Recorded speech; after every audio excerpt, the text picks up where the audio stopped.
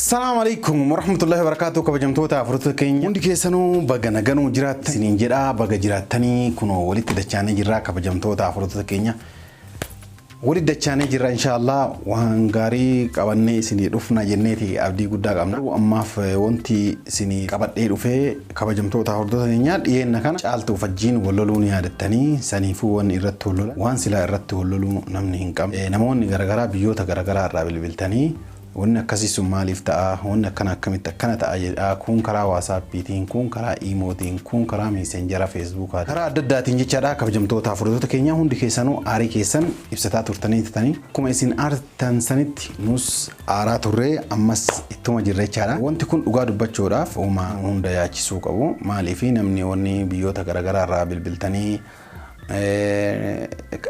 kallattiidhaan karaa WhatsAppitiif iimoontiin alatti jechaadha namoonni lakkoofsa qaban dhugaa dubbachuudhaaf biyyoota Ameerikaa irraa, Awurooppaa irraa, Afrikaa irraa, Saudi Arabiyaa irraa, Dubai irraa, biyyoonni Kuwait irraa, biyyoonni Iraanatti hin bilbilin hin jiru jecha waa'ee hajjiitiif jechaadha. Waa'ee hajjiitiif caaltu kanarratti akkamiin gurbaan kun akkana ta'a akkamitti akkana ta'a maaliif inuuyuu namoonni tokko tokko maaliif jara kanneen lamaan addaan hin baasnee warroonni jedhan jechaadha.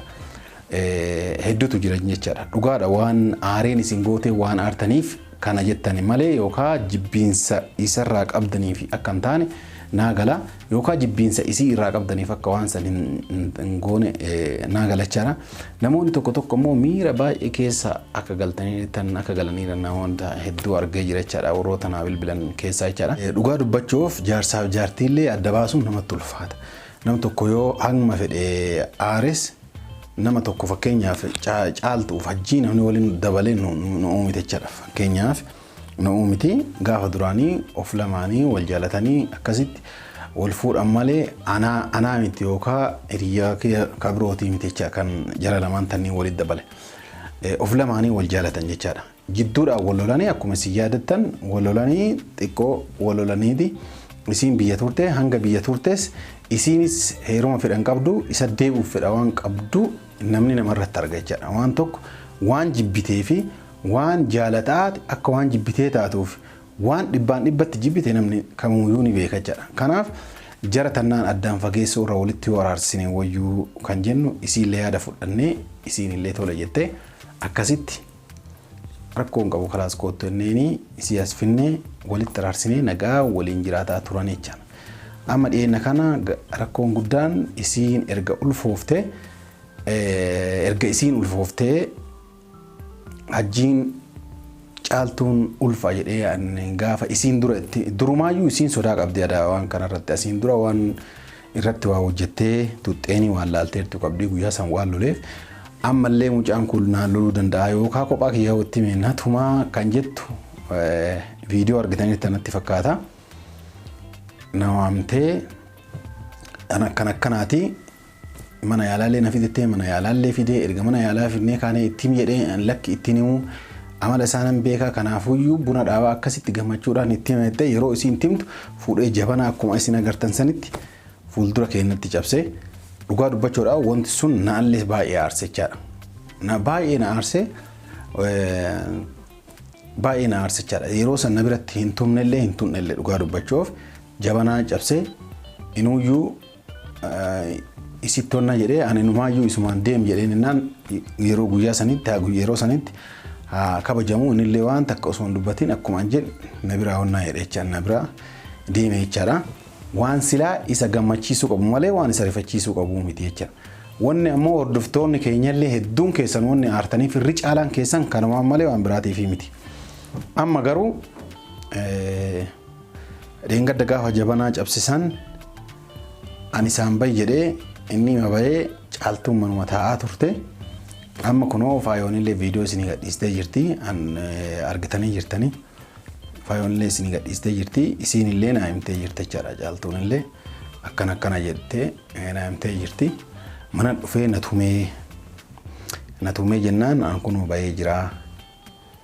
Anaan jettee bakka akkanaa jira anaan jettee waa hundaa naa himtee jirti jechaadha. Dhugaa dubbachuuf isan gaafanne maaliif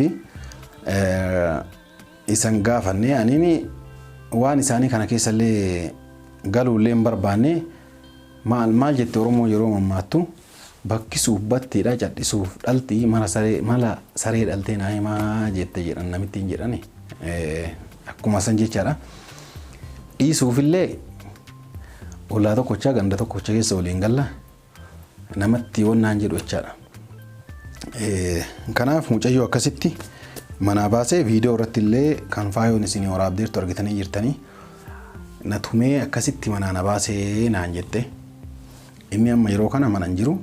Anama maal godhuudhaaf deema kabajamtoota hordoftoota keenya yaada kiyya kana isinitti himadhee erga ka'een booda YouTube isaa irratti ni hordoftan jedhee abdii guddaa qaba. Email isaa guutuutti harka waan jiruuf maaliif viidiyoo isin waraabee isin gadhiisa jedhan waan ta'amaaru guutuu akka isin argitaniif jechaadha.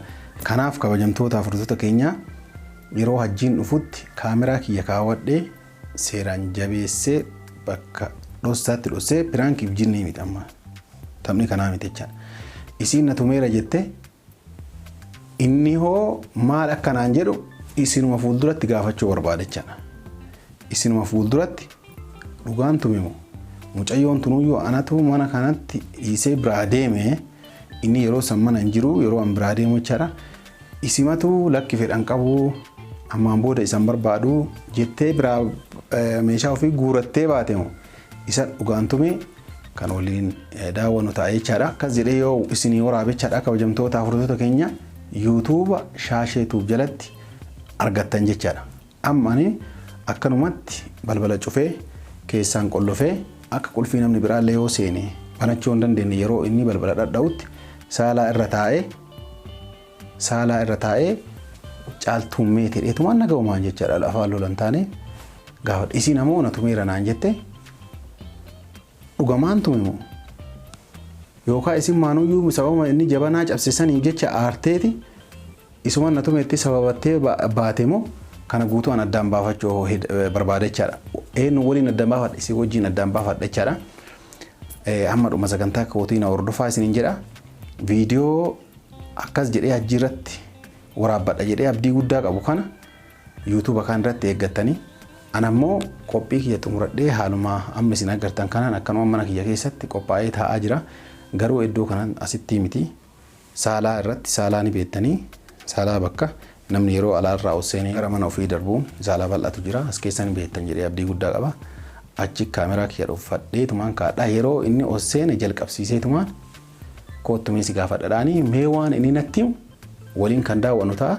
Garuu namoonni hedduun yaaddoftanii namoonni sagalee naan kenne hin jiranatti hin fakkaatu. Nama meeqatu naa ka'e nama hedduutu sagalee naa keettan amma namoonni isin qofaa seetan amma namoonni Awurooppaa irraa Kaalifoorniyaa biyyoota garaagaraa irraa naa bilbilaa turtan dhugaa yaaddoon keessa yaaddoo kenna akka ta'e hin beeka.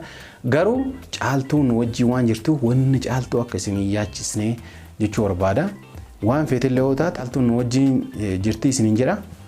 Amma dhuma sagantaa kiyyaan hordofaa isiniin jedha. Viidiyoo hajjii irratti onnaa godhuuf deemu san warra waliin dacha'u rabbi nu haa taasisu. Assalamu alaikum warahmatullahi wabarakatuh.